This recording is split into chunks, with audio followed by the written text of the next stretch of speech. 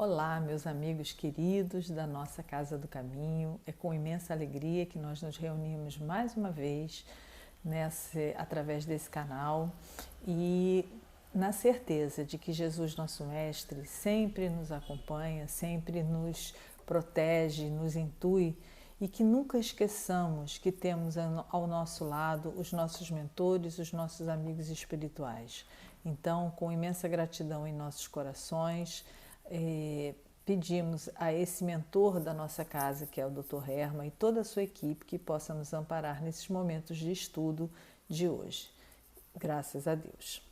E o nosso estudo de hoje é do Livro dos Espíritos, e é o capítulo 10 das ocupações e missões dos Espíritos, e vamos falar da questão 558 até a questão 569.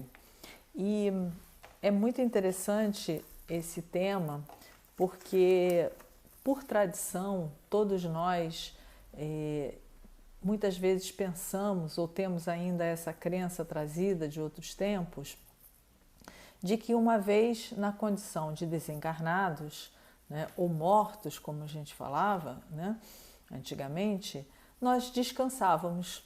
Né?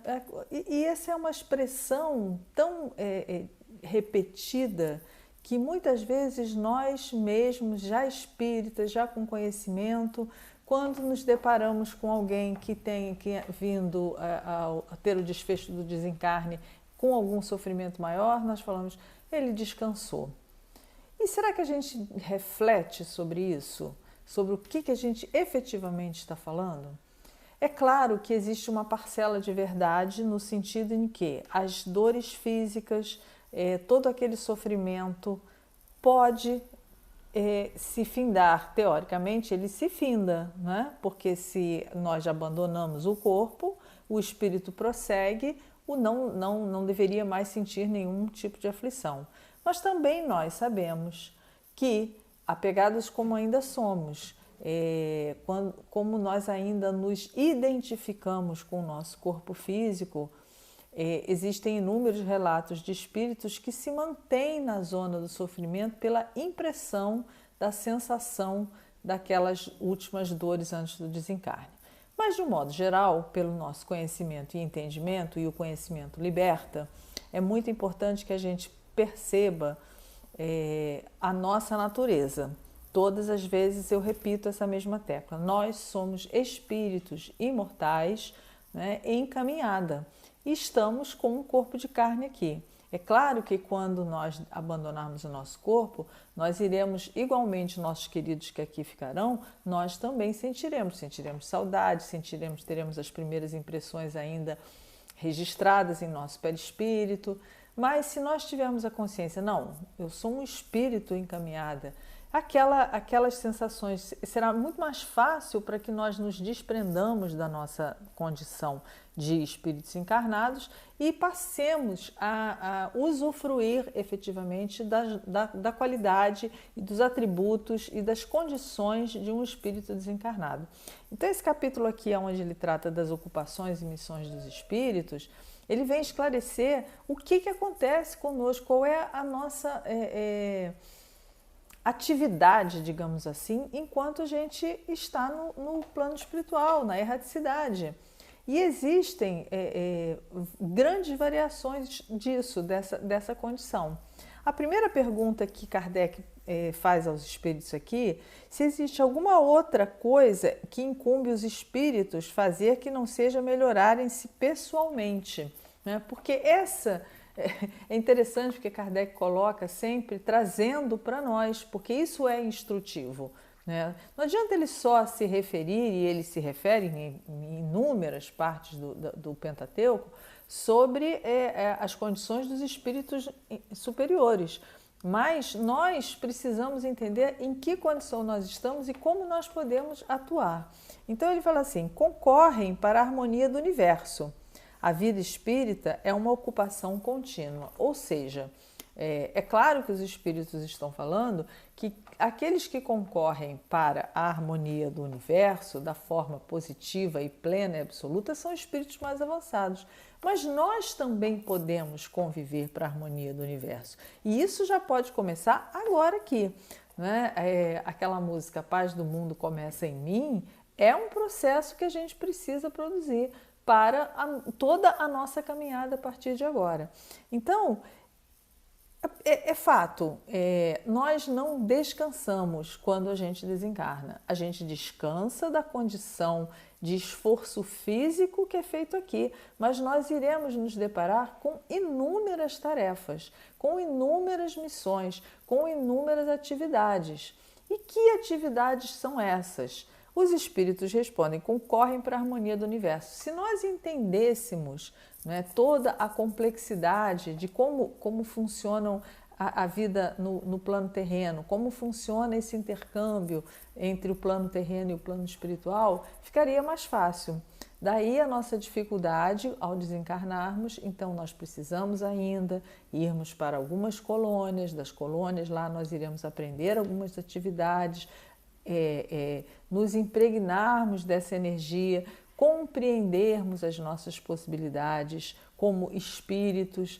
Vejam que André Luiz, a riqueza, que eu considero uma das grandes riquezas, porque tem inúmeras, da obra de André Luiz, não é só ele nos contar como é lá, porque isso pode ser só um relato, você ouve, sim, eu já sei como é lá, mas é ele nos mostrar quanto foi difícil e demorado, mas produtivo, o entendimento que ele foi adquirindo com o passar do tempo de todas as possibilidades que ele possuía e não sabia, mas que precisava que se aflorassem para que elas pudessem acontecer e que ele pudesse efetivamente contribuir com aquele contexto onde ele estava inserido.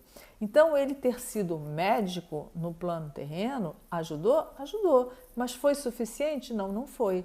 Porque ele precisava trazer, junto a esse conhecimento, uma série de conhecimentos morais que precisavam ser desenvolvidos. E só então ele pôde ter condições de começar a fazer os trabalhos que ocorrem no plano espiritual.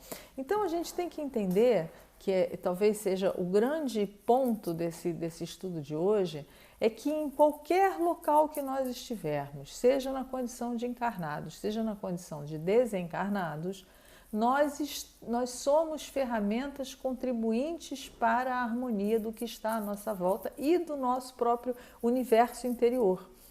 Então, Deus trabalha o tempo inteiro para que nós sejamos as formiguinhas, digamos assim, que trabalham naquele processo todo, naquela construção desse grande universo de paz. Então, a gente não pode se esquecer desse papel, que é tão importante nas nossas vidas. E ele vem falando mais. Nada tem de penoso como a vida na Terra, porque não há fadiga corporal nem as angústias das necessidades. É claro, né? Nós não precisaremos nos vestir, nós não precisaríamos pagar contas, nós não precisamos comer, mas isso é num primeiro momento? Claro que não. Quando nós desencarnarmos, certamente pela nossa identidade com o nosso corpo físico, nós ainda sentiremos sono, sentiremos fome, sentiremos frio ou calor, né? São sensações que estão registradas muito fortemente, mas que só acabam se desligando de nós a partir de duas situações, do nosso entendimento e do nosso esforço em querer auxiliar e ser peça integrante desse grande maquinário que é a obra divina. Então, Kardec continua, mas desempenham função útil no universo os espíritos inferiores e imperfeitos, porque ele estava falando, né, dos superiores, é claro, tal qual numa construção onde desde o servente, do entregador, que não quer dizer que seja inferior, mas ele tem um trabalho onde requer menos conhecimento, né, intelectual, mas exige mais preparo físico, mas ele contribui até aquele que é o arquiteto que projetou, o engenheiro, o calculista, enfim, todos são necessários. Então, o universo não desperdiça nenhum esforço, não é? Todos nós, mesmo que contribuindo minimamente, nós estamos atuando no nosso no universo em que estamos inseridos, né? Então a gente não pode nunca esquecer dessa nossa tarefa. E todos temos atribuições na obra da criação, porque mesmo que eu não contribua, eu recebi uma tarefa, porque ninguém reencarna, ninguém vem aqui para o plano terreno sem um traçado, uma meta, uma determinação. É claro que se nós olharmos espíritos como nosso querido Dr. Hermann, se nós olharmos espíritos como Chico Xavier, como Bezerra de Menezes, né, como Francisco de Assis, são espíritos com envergadura maior. O que é uma envergadura maior? Eles são melhores? Não, eles têm mais experiência, eles têm uma trajetória maior e eles vêm em missão para nos exemplificar e deixar esses modelos para nós. Nosso modelo maior e guia é Mestre Jesus, mas muitas vezes nos é intangível ao nosso entendimento. Então Deus sabe disso, Deus sabe do nosso tamanho. Então Ele nos traz outros espíritos, nos envia outros espíritos, né, que são mais tangíveis a nós, que convivem conosco, que sofrem das mesmas aflições que nós.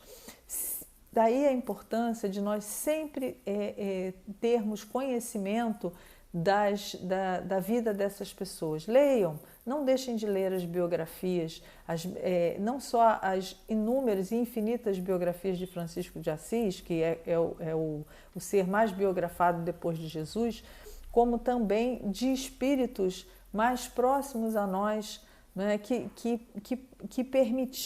nos permitem ver que é possível.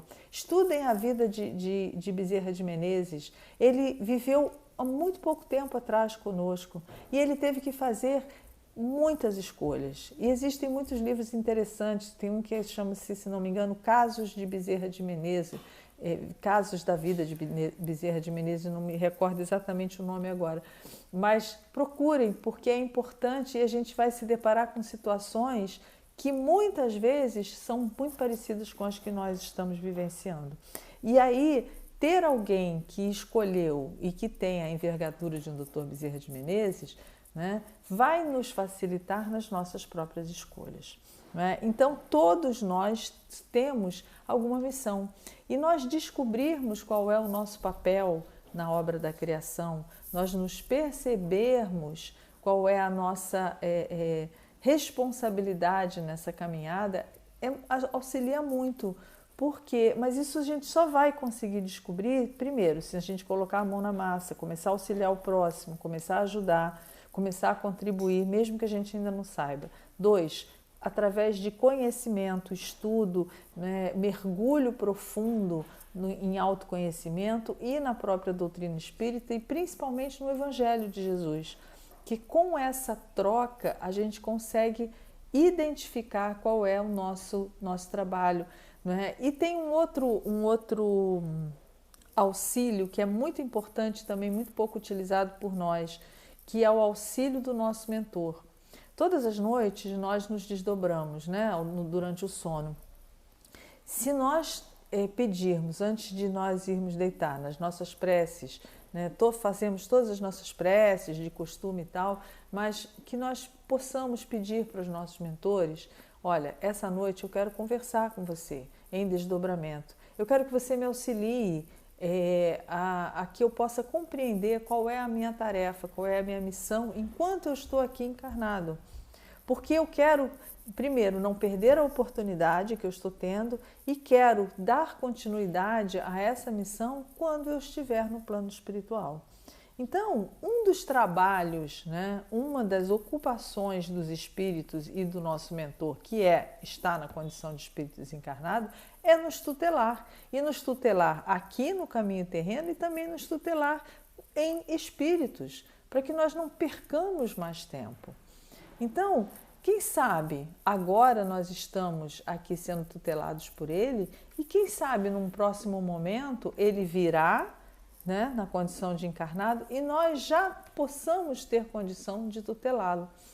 Vejam que essa história acontece muito próximo a nós aqui, de Joana de Ângeles e Divaldo Franco, que vem trocando essa posição já há algum tempo. Leiam também sobre essa história, né? Sobre como Joana fala com ele, como eles têm esse compromisso, Emmanuel e Chico Xavier também, nessa dupla de amizade, né, de união, de irmandade, fraternidade, que possibilita esse intercâmbio. Então, são tarefas. Essa é uma das tarefas do espírito enquanto desencarnado. Mas o que os espíritos nos recomendam, que a gente nunca pode esquecer, é que é necessário que haja um esforço. E aí, na pergunta 561, Kardec faz assim: são permanentes para cada um e estão nas atribuições exclusivas só de certas classes as funções que os espíritos desenvolvem? E aí os espíritos respondem que todos têm que percorrer os diferentes graus da escala para se aperfeiçoarem. Deus, que é justo, não poderia ter dado a uns ciência sem trabalho, destinando outros só a adquirirem seu esforço. Só a adquirirem com esforço. Então, a gente vai vendo que é necessário um trabalho muito grande e que os espíritos na erraticidade, eles estudam muito, eles se esforçam muito. Joana de Ângeles, ela se reporta uma vez por semana a Francisco de Assis, para que tenha um encontro de nível mais elevado. Se não me engano, eu já vi acho que foi Divaldo explicando sobre isso, que é nos domingos pela manhã. Então, ela vai, né, ela já tem essa condição, é um espírito muito iluminado, que é transmutado para uma esfera superior, aonde ela tem esse encontro. É um encontro furtivo? É um encontro só de alegria? É claro que é de imensa alegria, mas tem um propósito, porque os espíritos não param, eles têm o tempo inteiro tarefas de grande monta, né? Porque nós vivemos no universo do Senhor, há muitas moradas na casa do Pai, não dá para achar, seria muita presunção da nossa parte pensarmos que Deus e a espiritualidade estão ocupados integralmente com a nossa condição de planeta Terra, mundo de provas e expiações. Existem mundos na retaguarda e existem mundos à nossa frente, aos quais nós precisamos alçar, aos quais nós temos que ter um esforço muito grande para lá chegarmos. Mas também não podemos esquecer que, assim como os espíritos superiores vêm nos auxiliar, nós, quando estivermos desencarnados, iremos auxiliar mundos que estão na nossa retaguarda. E graças a Deus que assim é a misericórdia do Senhor, porque se nós estivéssemos como uma nau perdida aqui, e se nós não pudéssemos contar com o auxílio amoroso de Dr. Bezerra, e se nós não pudéssemos contar com o desprendimento e a dedicação de Dr. Herma e sua equipe, imaginem como seria, né? Então, eles estão incansáveis e que nós tenhamos esse ímpeto e esse desejo real de continuarmos e sermos trabalhadores dessa seara, desses espíritos, né? Então, já não tendo o que adquirir, os espíritos da ordem mais elevada se acham em repouso absoluto ou talvez lhes tocam ocupações. Imagina, né? Kardec quis fazer essa pergunta porque era muito comum essa imagem, essa figuração do céu, né? Como um local de descanso, de plenitude, de paz, de serenidade, de repouso, né? Da alma. Essa é uma imagem antiga e ela tem lá as suas razões, né?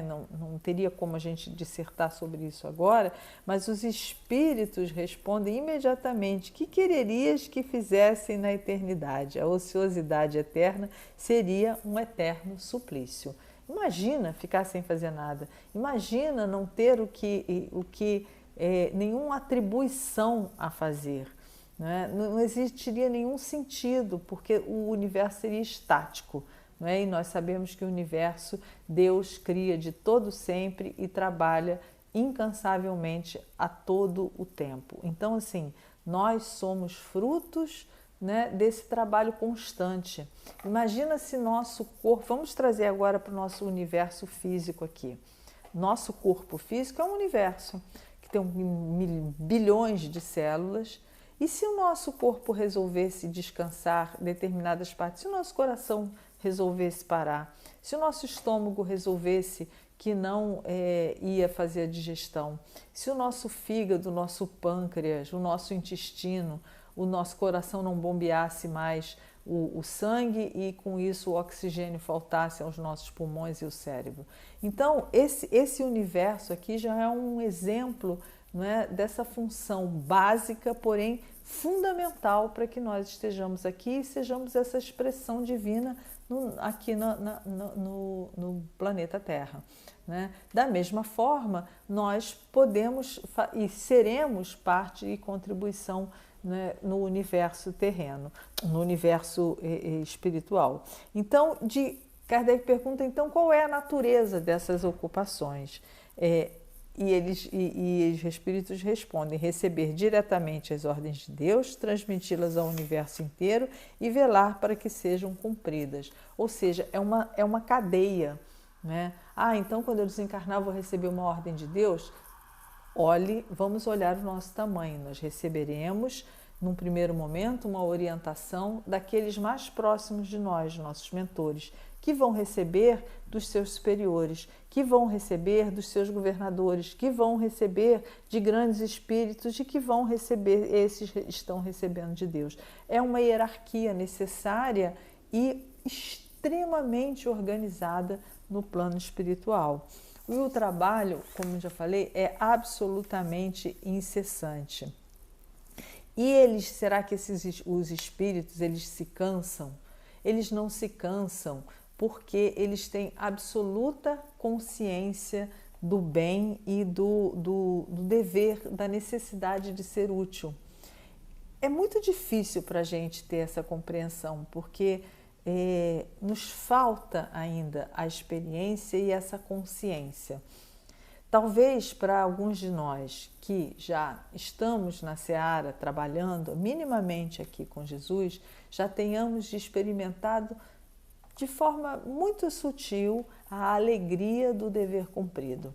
Né? Quando a gente sai, quando a gente faz uma distribuição de alimento, quando a gente consegue entregar uma cesta básica e ver o brilho no olho do outro, todo aquele trabalho que pode ter sido cansativo, de carregar peso, de separar a roupa, de ir ao supermercado, escolher a cesta básica, de separar a doação, de empacotar, enfim, existiu um trabalho real, físico, que pode até ter produzido um cansaço, mas ele se dilui totalmente na hora que a gente recebe aquele abraço da criança na evangelização, do idoso no hospital, e a gente entende que isso não é esforço, isso é trabalho, isso é satisfação, é uma ocupação, é a consciência se fazendo presente.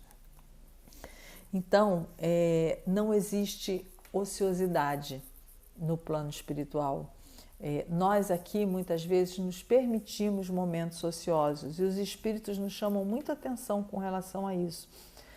Então a gente não pode descansar, sentar num sofá ou deitar numa cama e não pensar em nada? Pelo contrário, é importante muitas vezes o refazimento, né? Mas tudo com um objetivo, que nós usemos os nossos períodos, que muitas vezes são muito raros, poucos mesmo, né, de descanso físico, para que a gente possa arejar, né, a nossa mente e com o objetivo, né, não só do nosso regalo pessoal, mas para que caibam uma maior parte da obra divina no nosso ser.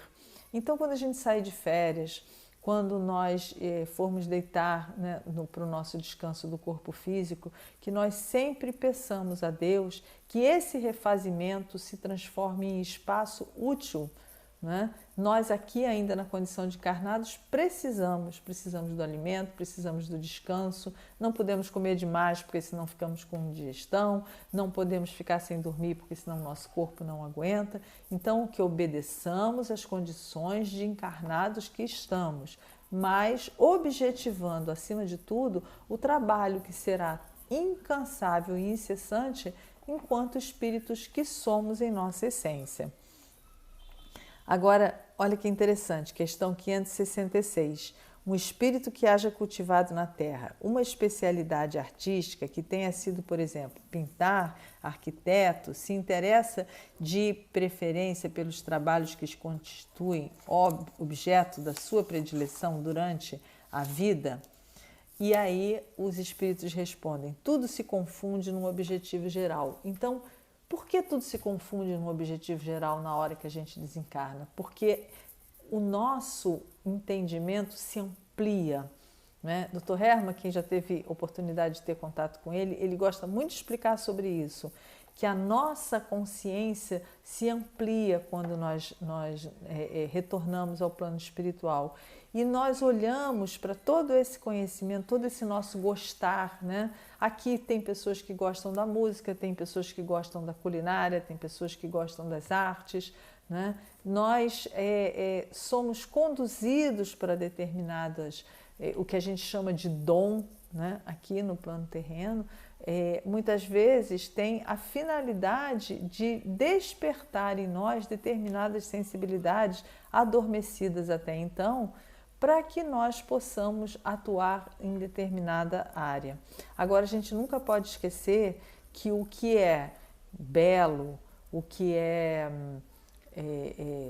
sensível, tem a ver diretamente com a nossa condição espiritual. Então, se nós colocarmos uma pessoa sem nenhum conhecimento cultural, mas que principalmente, talvez até uma pessoa com conhecimento cultural, mas não tenha a sensibilidade moral dentro de um museu, por exemplo, para observar determinadas obras de arte, pode ser que ela não ache nenhum interesse, porque dentro dela ainda não existe, não é que ela não se interesse por arte, mas não existe ainda a sensibilidade, né, desenvolvida, né, porque o belo, é uma das opulências do Senhor.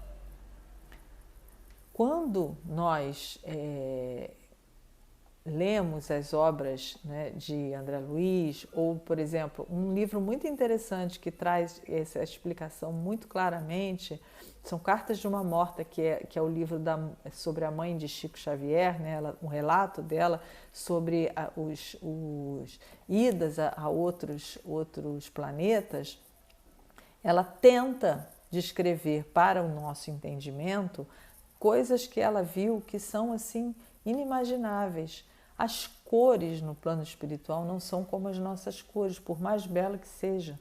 O sol, o brilho, a luz não se compara à nossa luz terrena.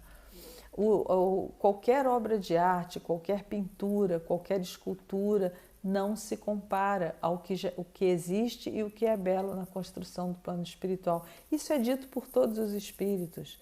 Então, como é que a gente pode dimensionar, né? Aquele que já tem a sensibilidade, ele vai ser mais aguçado. As músicas, né, por mais lindas sinfonias que aqui nós conhecemos, mesmo assim elas não se comparam às sinfonias e às belezas das canções do plano espiritual. Então, quando muitas vezes a gente se encanta com espíritos como Monet, como Mozart, como Beethoven, são espíritos que já têm essa sensibilidade mais aguçada e que vêm trazer essa arte para nós e a gente se encanta. Imagina quando nós nos depararmos com com uma beleza muito mais frondosa. Então, nós também, essa é uma parte que mesmo que a gente não tenha afinidade, vale para nós já começarmos a estimular, para que a gente não perca, né, essa oportunidade de entrarmos em contato com o belo, porque Deus não gosta, não tem nada a ver com feio, não é no sentido dessa beleza que nós determinamos aqui, mas o amor, ele é belo, e tudo que Deus põe o seu dedo é belo e lindo. E para concluir aqui o nosso estudo, o que são as missões, né? Porque Kardec pergunta em que consistem as missões que podem ser encarregadas aos espíritos. E os espíritos respondem às vontades de Deus, e não vos é dado penetrar-lhe em todos os desígnios. Ou seja, né, missionários são aqueles que já têm condição de entender melhor. Então, que possamos pedir a Deus que cada vez mais sejamos merecedores, né, necessitados que somos, desses missionários, e que nós não percamos em momento algum a chance, a oportunidade, a certeza de que estamos rodeados, né, mergulhados em espíritos que querem, missionários que são, que entendem o que Deus planeja para cada um de nós, né, esses objetivos do Pai Maior, né, que nós estamos sempre protegidos, não estamos sós, não estamos largados. Jesus está no leme e esses espíritos remam junto com Jesus para que nós possamos embarcar nessa nau de nosso Senhor Jesus. Então, que na graça de Deus Pai, Jesus nosso Mestre, Dr. Hermann e toda a sua equipe possamos dar por encerrado esse estudo de hoje, mas com um coração esperançoso de toda essa tarefa maravilhosa, que sejamos dignos de sermos os trabalhadores de Jesus. Não vamos nos esquecer das necessidades que a casa, nossa querida Casa do Caminho, né, vem passando, e principalmente dos seus acolhidos, né? Precisamos contribuir com as cestas básicas, precisamos contribuir com o que for possível, seja em bens materiais, sejam em forma de contribuição financeira ou de alimentos, porque os nossos queridos continuam necessitando e a nossa casa de amor está sempre de portas abertas para auxiliar. Os nossos canais de comunicação, as redes sociais, o WhatsApp, os grupos de estudo, né, já se encontram, né, disponíveis para todas e maiores informações. Que a paz de nosso Senhor Jesus permaneça em nossos corações. Graças a Deus.